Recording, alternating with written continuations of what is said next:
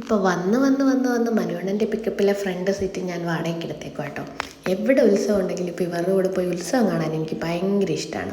ഉത്സവം എൻ്റെ main വീക്ക്നെസ്സാണ്. Saturday Sunday class ഇല്ലാത്ത കാരണം ഞാനും അങ്ങോട്ട് തെണ്ടി ചോദിച്ചാൽ എന്നെ കൂടെ കൊണ്ടുപോകുമോ, പ്ലീസ് പ്ലീസ് പ്ലീസ്.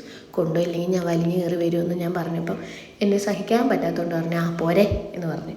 ഒന്നുമില്ല, ചടയമംഗലത്ത് ഒരു പാറ, വലിയ പാറയുടെ സൈഡിലൊരു കുഞ്ഞ് ശിവക്ഷേത്രം, അവിടുത്തെ ഉത്സവം. നല്ല കമ്മിറ്റിക്കാരായിരുന്നു കേട്ടോ.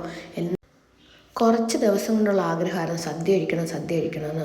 സൂക്ഷ്യം പോലെ ഇവരുടെ കൂടെ പോയതുകൊണ്ട് എനിക്കൊരു സദ്യ കിട്ടി. അവർക്ക് കമ്മിറ്റിക്കാർ സെറ്റാക്കി വെച്ച ഫുഡാണ്. അതിനകത്തുനിന്ന് ഞാനും ഒന്ന് കൈയിട്ട് വാരി, അങ്ങനെയൊക്കെ പറയാം.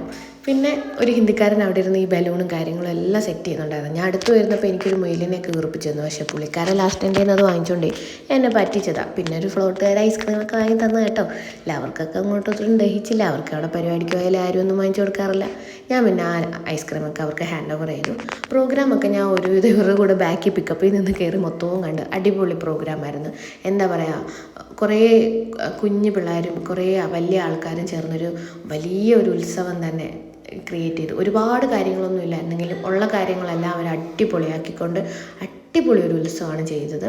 പിന്നെ അമ്പലത്തിൻ്റെ അവിടെ വന്നപ്പോൾ കലാശക്കൊട്ടെല്ലാം കഴിഞ്ഞ് 2 കുഞ്ഞു സുഹൃത്തുക്കളെ കിട്ടി. പിന്നെ ഞങ്ങൾ ടാറ്റാ ബൈ ബൈ പറഞ്ഞ് അവിടെ നിന്ന് വൈൻഡപ്പ് അടിച്ചു. ഈ ഒറ്റയ്ക്ക് പോകുന്ന സുഖം സ്വന്തം റിസ്ക് എടുക്കാമെങ്കിൽ മാത്രം പോയാൽ മതി കേട്ടോ.